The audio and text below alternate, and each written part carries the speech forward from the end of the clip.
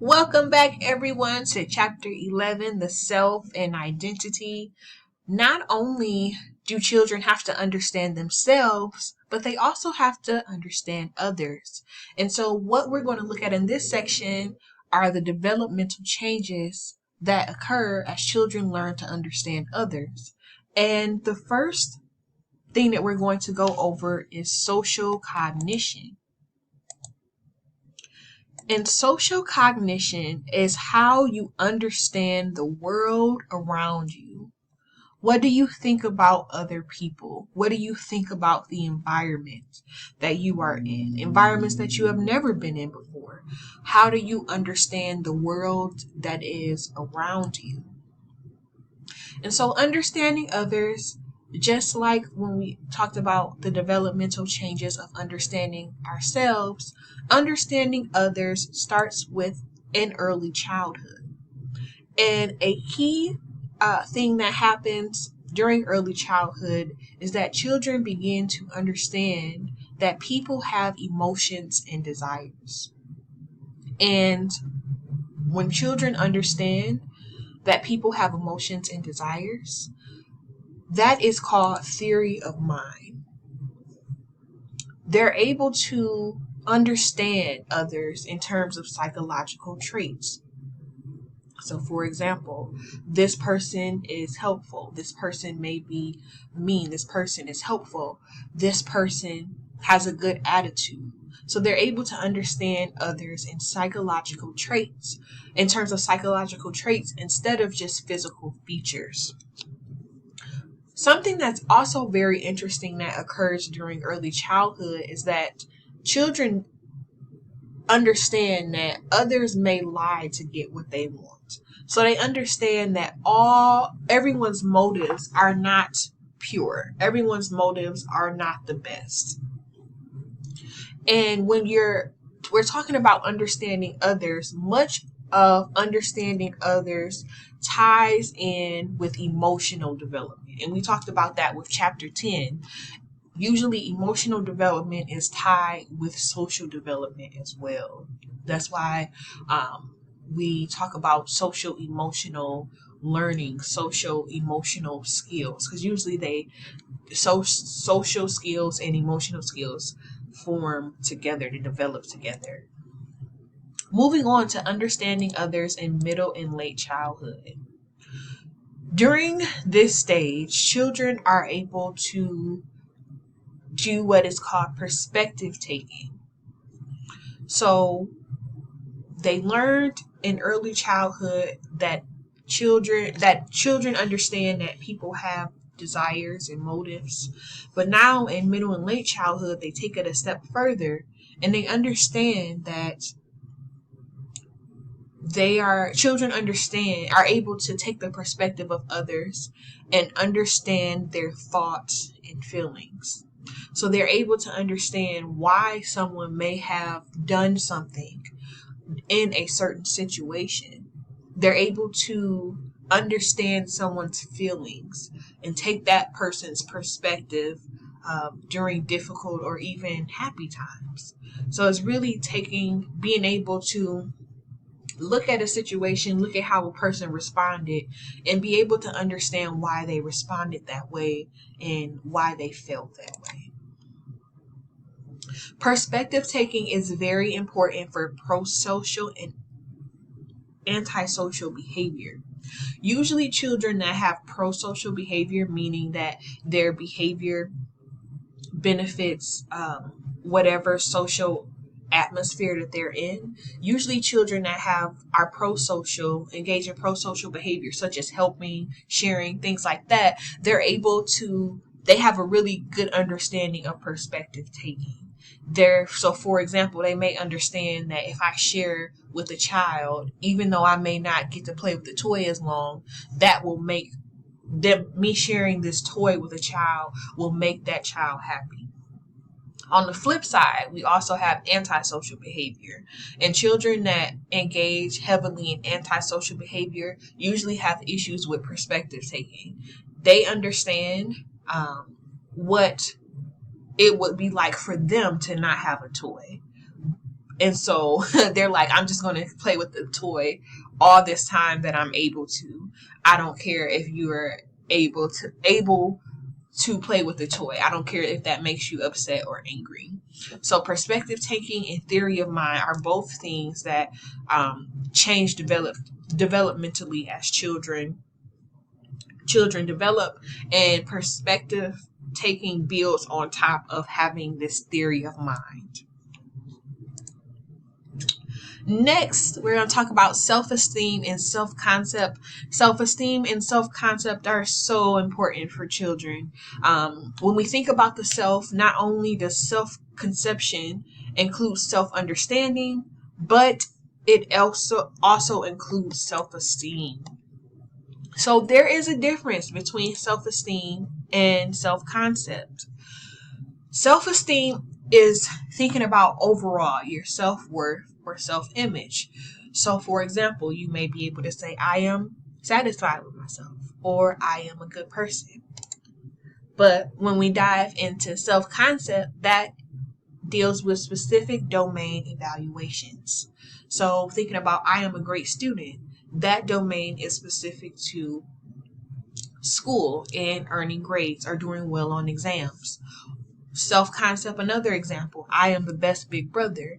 That specific domain deals with family, social relationships in the family. So self-concept is very domain specific, and self-esteem is looking at your overall self-worth or self-image.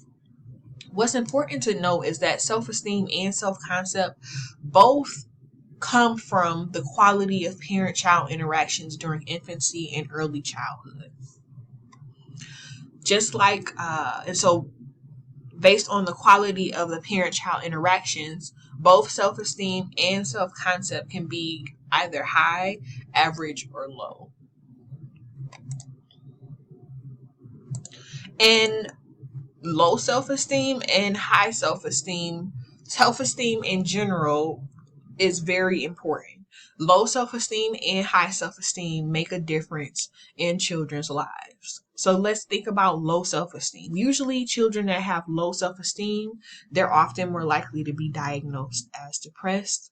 They're also more likely to be diagnosed with emotional and behavioral disorders.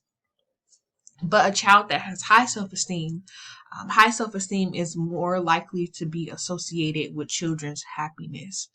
So that is very important. Low self-esteem, high self-esteem, self-esteem in general is very important. Both low self-esteem and high self-esteem play a huge role in children's lives.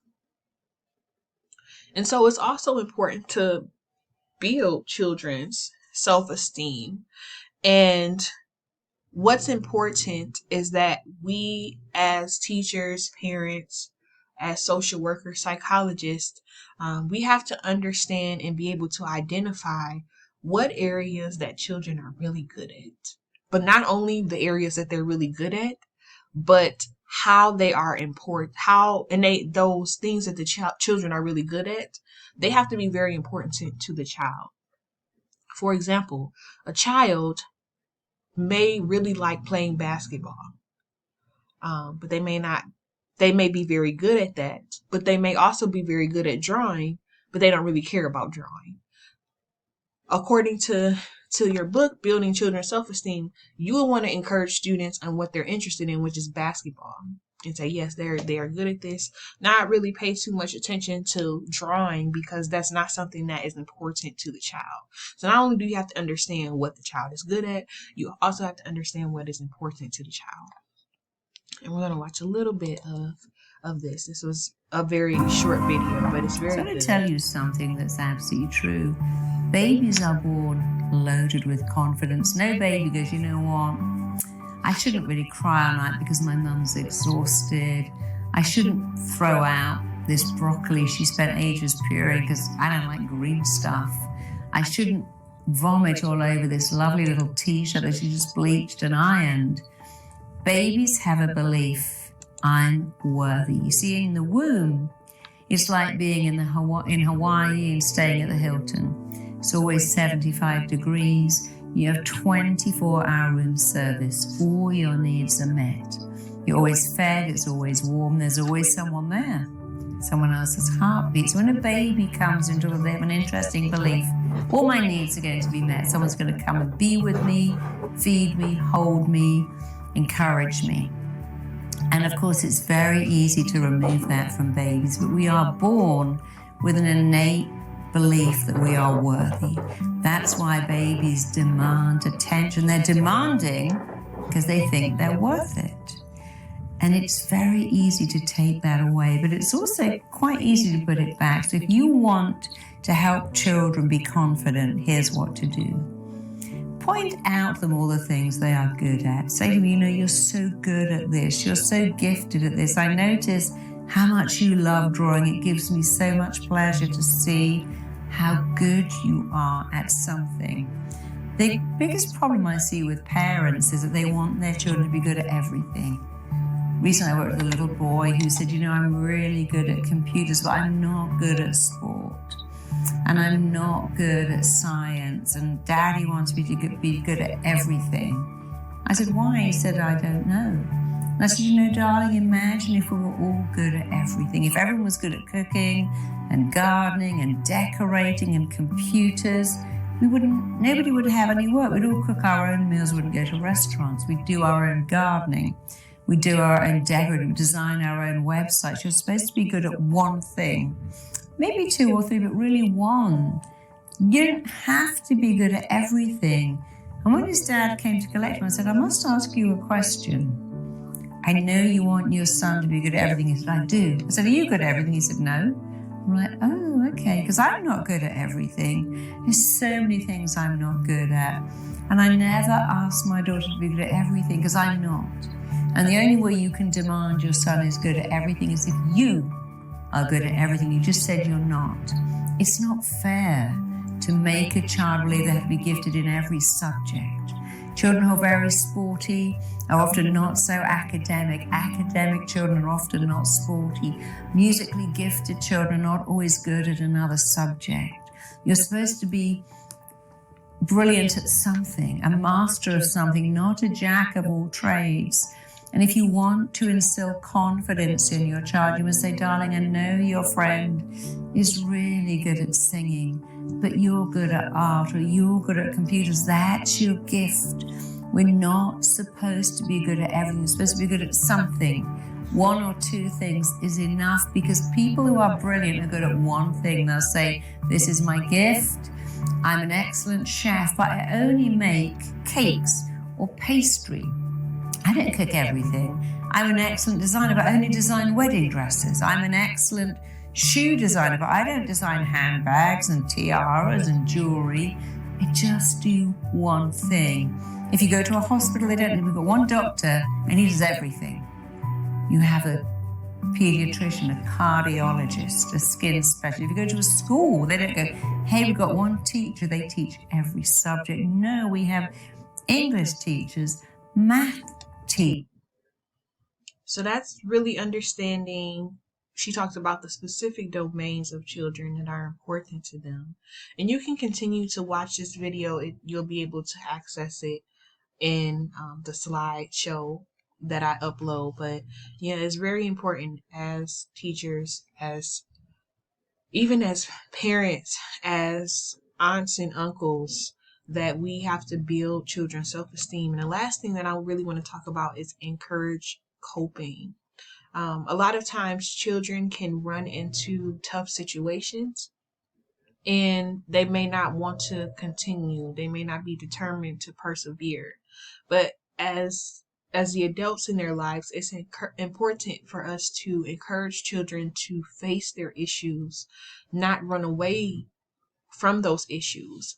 And even though they may struggle as they are enduring issues, they will understand as they continue to be determined and persevere that they will pick up coping skills, positive coping skills, and that's going to also raise their self-esteem.